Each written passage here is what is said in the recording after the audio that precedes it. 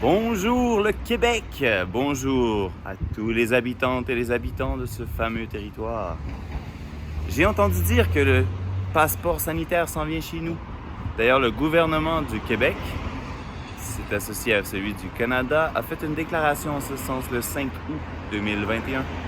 Alors voilà, je dois vous dire que je prépare moi-même une forme de conférence de presse non officielle afin d'apporter une solution, une alternative au passeport sanitaire. Ce sera le passeport de liberté de circulation.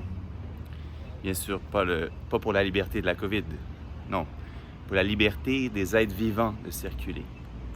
Puis, c'est un passeport parallèle, dans le sens que c'est pas pour s'opposer au passeport sanitaire, c'est plus pour voir dans le futur où est-ce qu'on s'en va.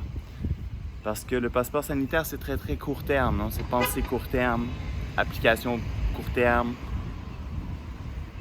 On se laisse pas gouverner, on gouverne nous-mêmes avec des data. On se fie à des data pour se gouverner. On le sait, c'est pas les principes qui nous guident. C'est le data, le big data. Une chance qui est là d'ailleurs parce que je sais pas qu'est-ce qu'on ferait. Mais tout ça pour dire que je me suis arrêté sur mon chemin aujourd'hui entre deux autos. Vous voyez? Il n'y a pas beaucoup d'espace. Je suis là. Je me suis arrêté parce que je me suis dit, OK, c'est pas une question d'opposition, de tatata, c'est juste important de se dire la vérité. Puis si on est silencieux, c'est quoi? On imagine qu'on consent.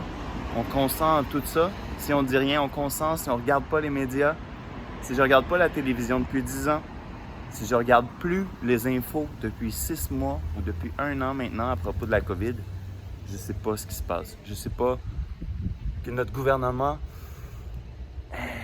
se sent insécure en fait. Si je comprends bien, là, j'ai regardé la conférence, je pense qu'on vit de l'insécurité par rapport à la rentrée.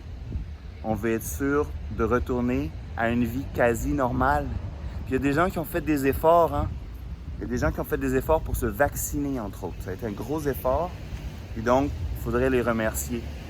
Puis, donc, c'est pour ça qu'on pense mettre sur pied un passeport vaccinal pour être sûr de vérifier tout le monde, puis aussi de permettre à l'État de moins dépenser d'argent dans la police. J'imagine que c'est ça le but.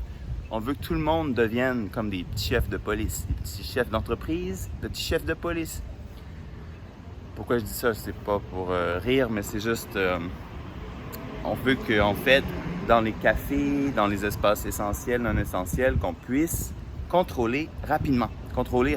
J'imagine que c'est ça le point. Ça soulève un problème, ne serait-ce que pour tous les sans-papiers qui vivent au Québec, au Canada, aux États-Unis. En tout, des millions, peut-être, c'est-tu des centaines de millions de personnes dans l'Amérique du Nord, je ne le sais pas. Au Québec, probablement pas 1 million de sans-papiers. Il y en a peut-être 50 personnes, 100 personnes, 1000, 2000, 100 000, qui sait, non? Mais pour moi, c'est important ces personnes-là. Les personnes marginales, toutes les personnes sont importantes. Puis, il me semble que c'est comme tendancieux, si je peux dire, de créer une classe de privilégiés avec un passeport sanitaire. Et moi, je vais m'y opposer, ça c'est certain, parce que je veux dire, non, moi j'ai des principes. Je ne fonctionne pas avec les procédures, je comprends pas ça. Mais donc, étant donné que j'ai des principes, vous allez voir ma petite conférence de presse que je pensais faire avec des amis sous peu à propos de l'idée d'un passeport de liberté de circulation. Parce que si on savait qu'on pourrait faire très attention dans les 10 prochaines années à la COVID pour ne pas transmettre le virus, continuer d'être vigilant, continuer de faire des efforts de guerre, comme on dit.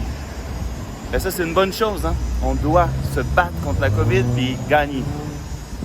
Malheureusement, probablement que la COVID est là pour 10 ans, pour 100 ans, qui sait. Donc, les efforts de guerre ne sont pas terminés, ça c'est sûr.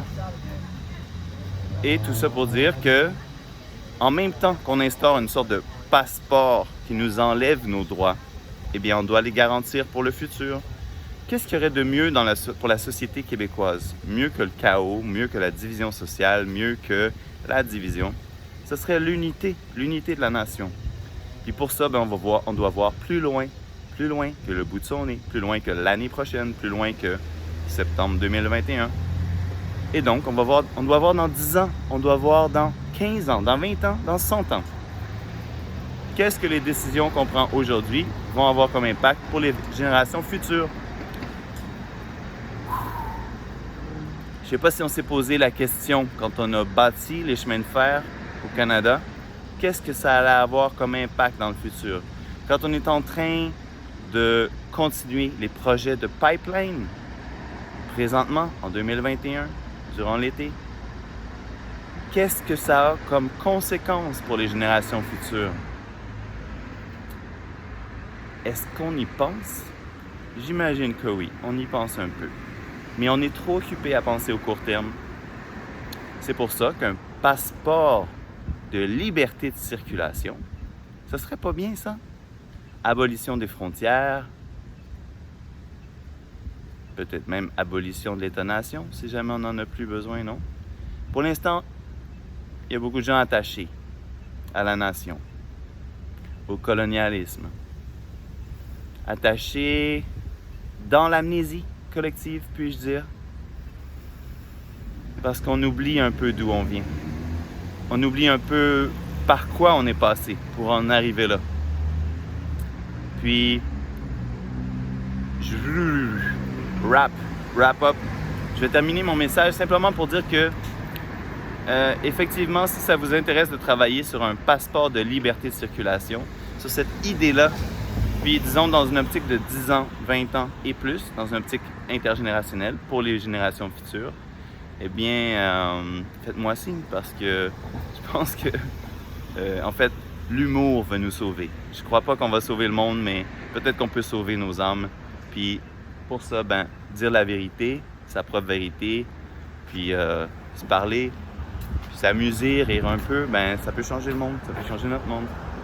Alors, bonne journée, puis on se reparle à propos des passeports qu'on a envie de créer ensemble.